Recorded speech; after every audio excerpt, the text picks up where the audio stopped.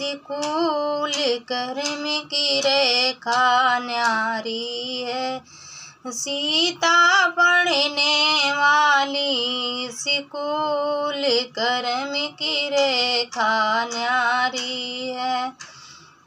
रस्ते में एक बाबा मिलेंगे, उन्होंने देखा उसका हाथ। रस्ते में एक बाबा मिलेंगे, उन्होंने देखा उनका हाथ। कर्म की रेखा न्यारी है, सीता पढ़ने वाली है स्कूल। सीता पढ़ने वाली स्कूल, कर्म की रेखा न्यारी है।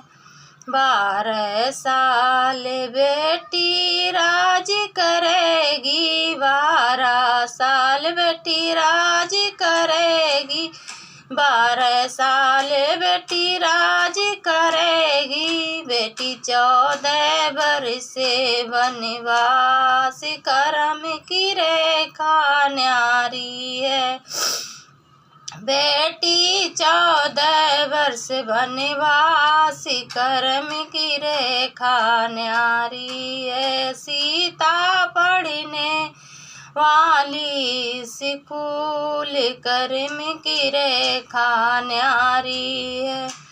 किसके संग बाबा राज करूँगी, बाबा किसके संग वनवास। किसके संग बाबा राज करूँगी, किसके संग वनवास। कर्म की रेखा न्यारी है, सीता करन चली स्कूल, कर्म की रेखा न्यारी है।